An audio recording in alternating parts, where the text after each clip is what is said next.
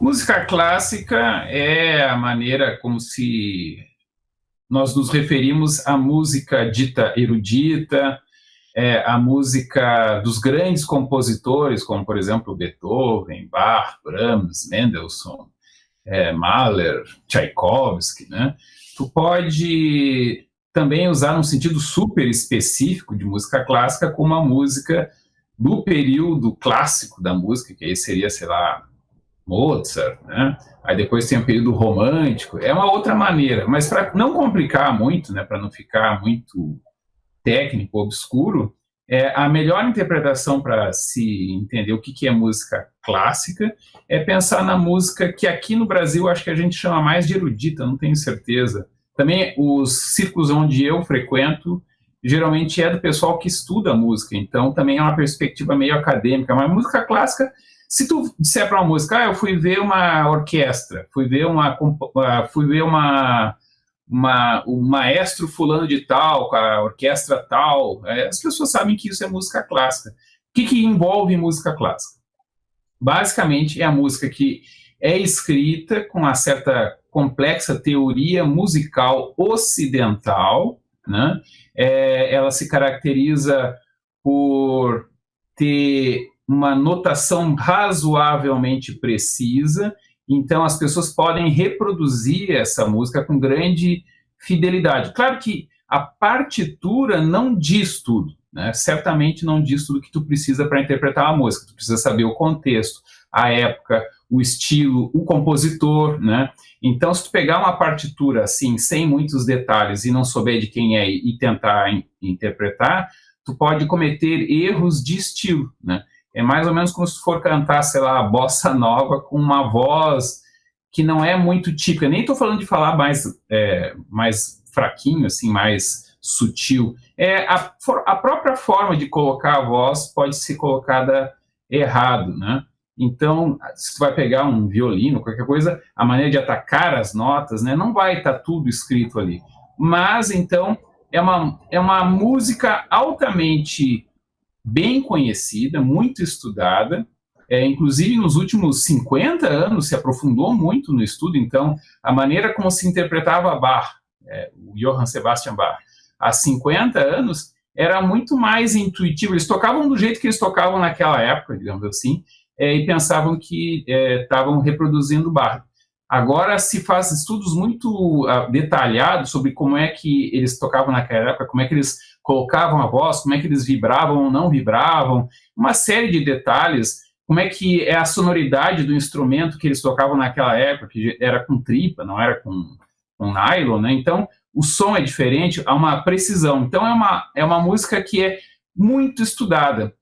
Vantagens, ela é altamente complexa e ela pode ser muito bem reproduzida. Assim, os músicos profissionais, eruditos, eles estudam muito, eles são realmente muito bons, muito competentes, né? Os solistas, então, é uma coisa monstruosa o que eles conseguem fazer. O pessoal da época geralmente não conseguiria fazer o que os instrumentistas de hoje conseguem fazer, né? Mas, assim, para dar um bate-bola aqui, né? É uma grande ilusão acreditar que a música clássica ela é melhor do que outras músicas. Tem uma malandragem na música clássica que o que chegou para nós foi filtrado pela história. Então, todas as coisas ruins, meio sem graça, que foram feitas, simplesmente foram abandonadas. E ficou aquilo que é o melhor do melhor, né? Então, em certo sentido, eu, por exemplo, eu digo, olha, eu sou fã de música erudita, de música clássica. O meu compositor favorito é o Brahms, né? Mas não quer dizer que não tenha coisas maravilhosas na música popular e até mesmo na música clássica, entre aspas, que é feita hoje em dia. Embora a gente conheça esse tipo de música de filme de terror, aquelas músicas de filme de terror geralmente são música erudita, né? Feita para dar um clima, são músicas que a gente conhece muito para dar clima. Música clássica também é muito usada em filmes, né? Também há composições que são feitas especificamente para os filmes, então eu acho que todo mundo conhece e todo mundo gosta. Qual é o problema que afasta as pessoas da música clássica? É metido a muito séria, é uma coisa sem graça, e é muito longo, geralmente são peças longas. São raras as peças que tenham menos de 3 minutos, né? Tem, mas são muito raras. Então, as pessoas... E outra coisa que também atrapalha, ela tem muitos altos e baixos, acelera e desacelera. Não é uma coisa que tu deixa tocando no fundo, ela vai te atrapalhar. Música clássica ao fundo, ela atrapalha, porque ela aumenta muito o som, aí baixa, aí tu não consegue ouvir. Então, se tu quer fazer uma outra coisa ao mesmo tempo que tá ouvindo música clássica, a música clássica não vai dar muito certo.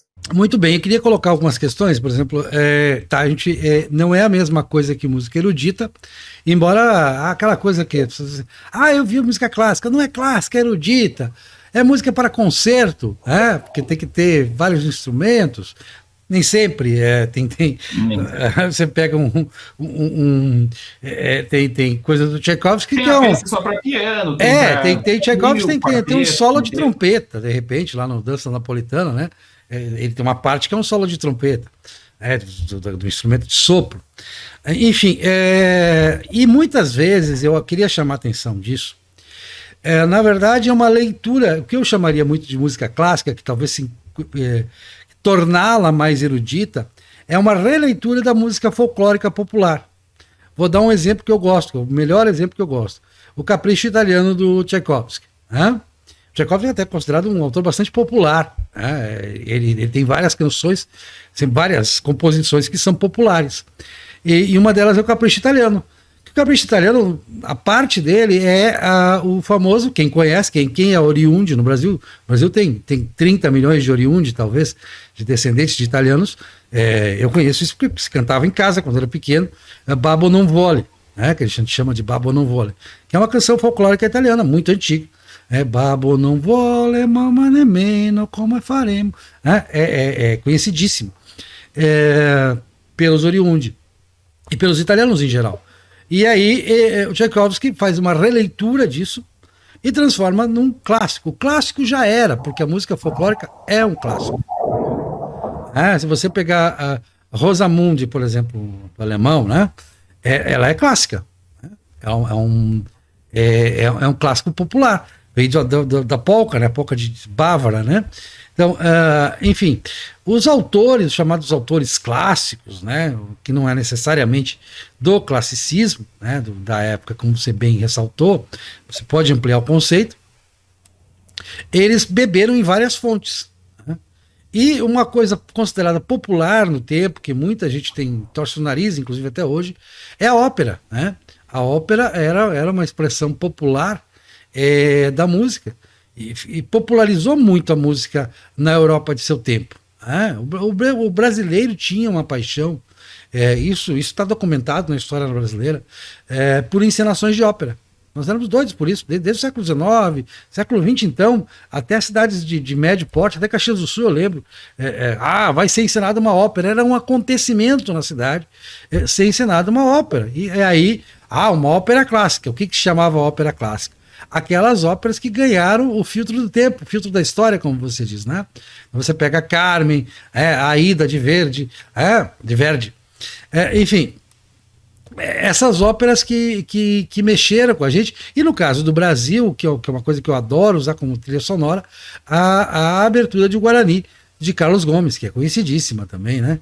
Então, é uma ópera. O Brasil popularizou. Como? A Hora do Brasil popularizou. Ela popularizou, mas existem versões mais bem acabadas do que aquela que era tocada na Voz do Brasil. Que depois foi substituída por um negócio mais, né, politicamente correto. Fez uma coisa meio tecnopop, assim. E tal, para a Voz do Brasil ficar parecer menos chapa branca, que ela é muito chapa branca.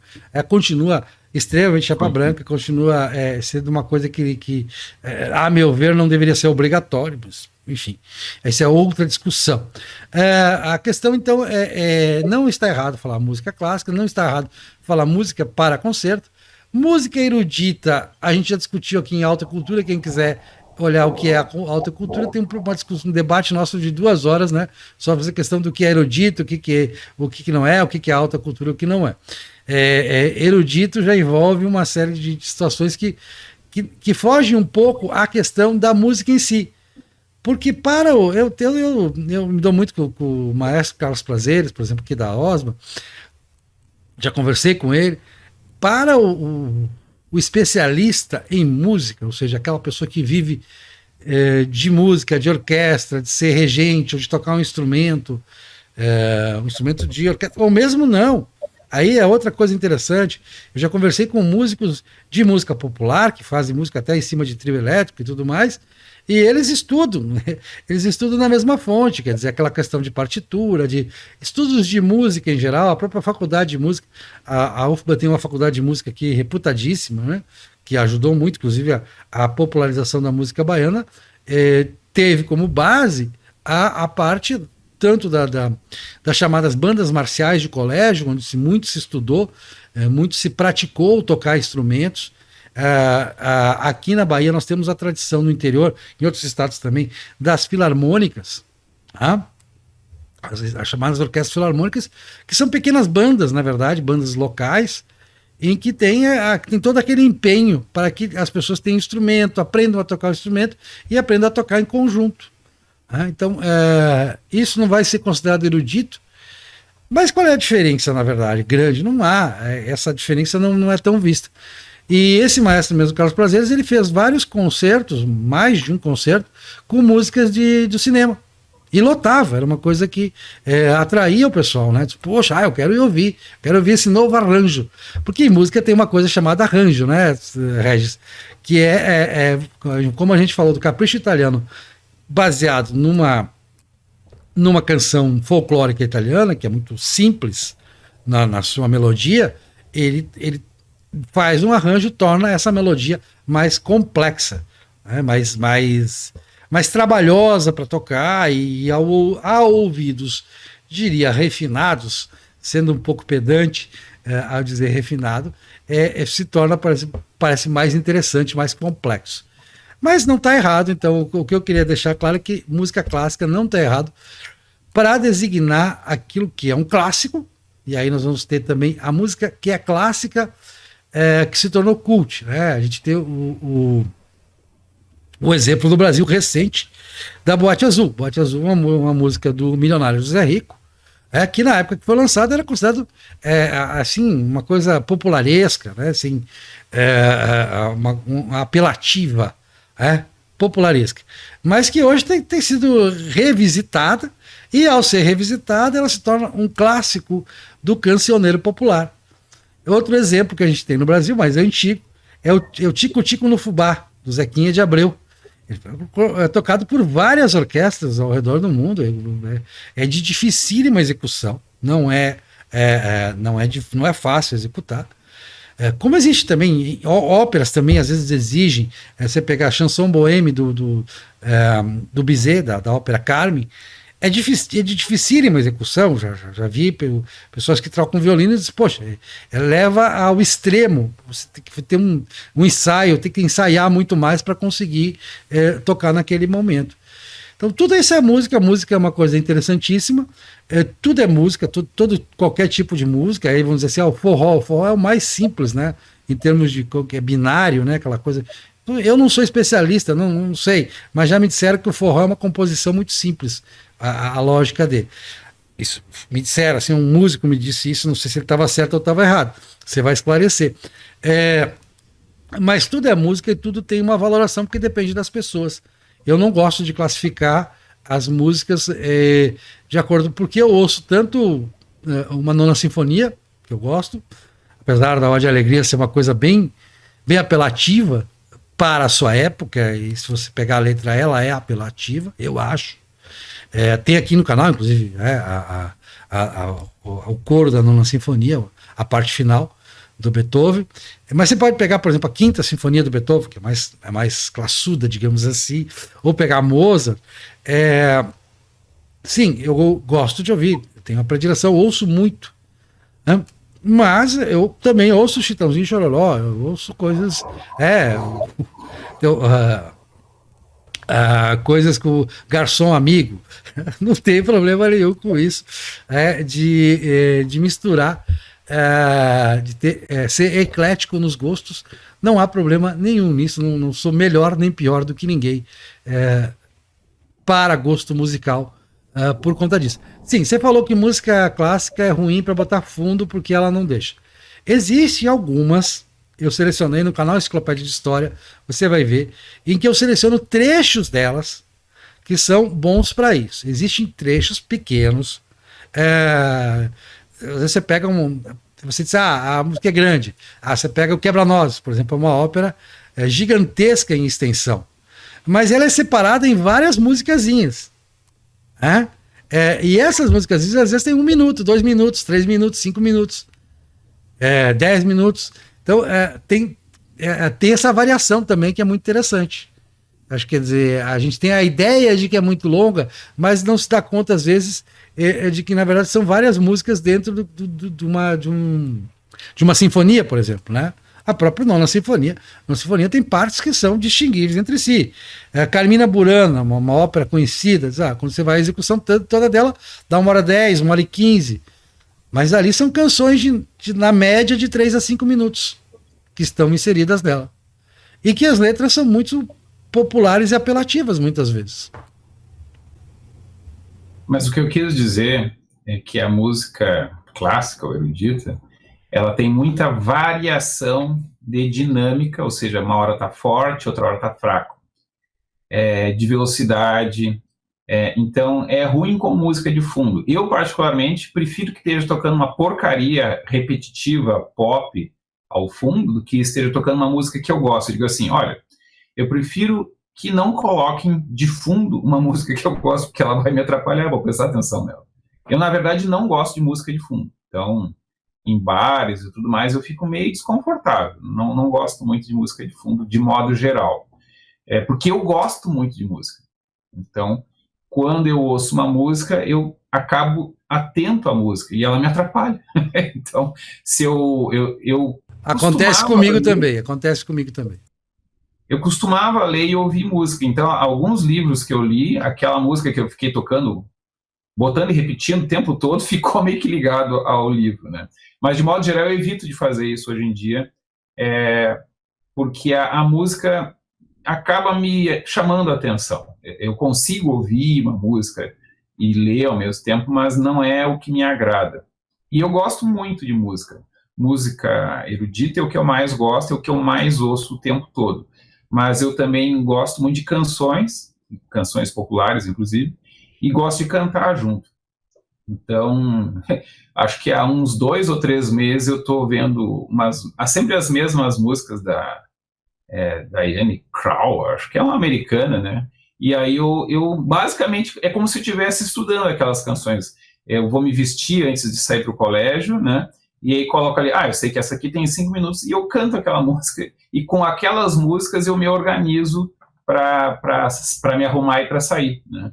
E eu acho que eu poderia até cantá-las profissionalmente, de tanto que eu estudo elas. Mas é uma forma de encarar a música que é incomum. Ou seja, uma pessoa que estivesse comigo ia ficar enlouquecida, porque ia me ver ouvindo a mesma música umas 20, 30 vezes, às vezes umas 10 vezes no mesmo dia. Eu tenho certeza que tu não ia gostar. É como se fosse alguém realmente estudando música. E ouvir alguém estudar música não é muito legal. É bem chato, na verdade. Eu brinco que um paradoxo é o professor de música, né? Que é uma pessoa que gosta de música, estudou para ser professor e ouve as pessoas tocando mal o tempo todo. Muito bem, então é isso, né? O conceito, a gente sabe que o conceito é elástico, ele tanto serve, como o Regis disse aqui no começo, quer dizer, para aquela música que é feita para concerto, que é feita para orquestra, que é arranjada para a orquestra, né? Porque tem o arranjo para a orquestra, e também aqueles clássicos da música, né? Que não vão chamar de música clássica. Erudita, ou música clássica não é música para orquestra. Tu repete isso várias vezes, mas não é isso, tá? Não, é que muita gente diz isso. Eu estou dizendo porque a gente ouve esse conceito. Inclui, mas nem toda música para orquestra é clássica, né? Então, quando tu vê uma orquestra, sei lá, a BBC tem um programa que eles sempre estão gravando, né? Faz lá, agora a música... BBC Proms. Isso não necessariamente é música clássica, pode ser um arranjo para que a orquestra possa tocar com uma certa riqueza. Muitas vezes até nem fica muito bom, porque às vezes pode perder a característica. Ultimamente, acho que nos últimos 15, 20 anos, o pessoal tem acertado mais, mas muitas vezes transformar uma música popular, ou uma música de um filme, que tinha um certo clima, em uma música para a orquestra tocar, eu acho, às vezes, meio artificial. Não sei. Eu também sou uma pessoa muito chata, muito cheia de mania, né? Então, eu tenho os meus gostos por música. Eu consigo curtir qualquer coisa. Filme ruim, música ruim. Se me pedir para prestar atenção, eu vou começar a isso aqui é interessante, isso aqui é engraçado, isso aqui é ridículo, e isso por si só é interessante, né?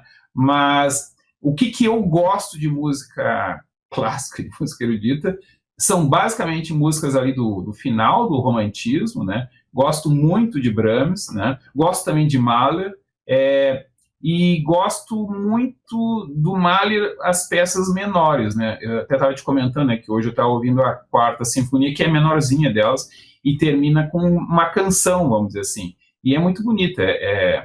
E a música é incrivelmente rica. Assim, quem viu aquele filme A Noite dos Vampiros, né, é a música daquele filme, né?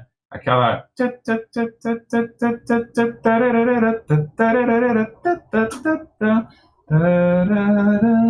Aí, enfim, eu vou cantar aqui. Vou botar um link aqui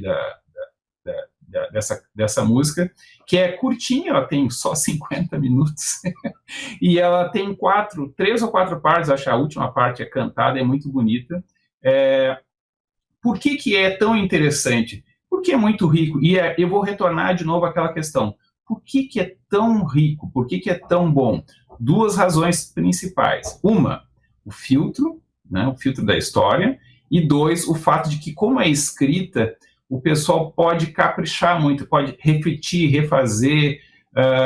Até se critica um pouco que o músico clássico, o músico erudito, ele tem dificuldade de improvisar. Por que é tão difícil para um músico erudito improvisar? Porque ele não tem conhecimento musical? Não, é porque ele não tem prática, ele raramente é convidado a improvisar. E tem um outro problema. Eu vou improvisar em cima de uma música do Beethoven, vou improvisar em cima de uma música do Mozart, vou improvisar... Cada um deles tem um período histórico, um contexto histórico que é muito difícil. Então, existia a tradição... mais antes desses caras super, tipo, o Beethoven criou uma espécie de mística em torno do compositor, mas havia a tradição de haver partes que era para o solista improvisar, realmente improvisar, mas isso começou a ficar tão sofisticado, que na prática, às vezes até, o Beethoven conversava com um pianista preferido deles, e aquele cara meio que fazia o seu improviso, que era adotado dali em diante como a base. Então, se perdeu um pouco diante da dificuldade, da complexidade, né, se parou um pouco de improvisar. Mas existe de tudo, né? Então, é aquilo que eu te disse. O que a gente conhece de música clássica é um repertório bem reduzido, na verdade, que é vastíssimo. Se tu quiser entrar em detalhes, tu vai ver. Esse cara aqui que eu conheço 3 ou 4 músicas, ele compôs 60 grandes peças. Tem isso também. Uma coisa, então, é como vender a música clássica. Eu acho que essa é uma outra questão. Ela tem algumas vantagens e desvantagens. É muito caro, é absurdamente caro montar uma orquestra, né? Esse é um dos grandes problemas. Então, praticamente em lugar nenhum do mundo uma orquestra se sustenta com as apresentações. É muito caro ter, sei lá, a orquestra foi modelo do Berlioz, que começou a compor para um monte de gente, né? O pessoal naquela época ganhava pouco. Hoje em dia, um músico de uma orquestra é tipo um juiz, vamos dizer assim. O cara ganha muito bem. E é muito disputado, é craque, vamos dizer assim, né? Não no Brasil. Não no Brasil. Juiz não brasileiro. Juiz como um juiz, não um juiz brasileiro. Juiz brasileiro é uma anomalia, tá? Mas um músico de orquestra é um profissional altamente qualificado, sofisticado, que ganha muito bem, que é muito caro, né?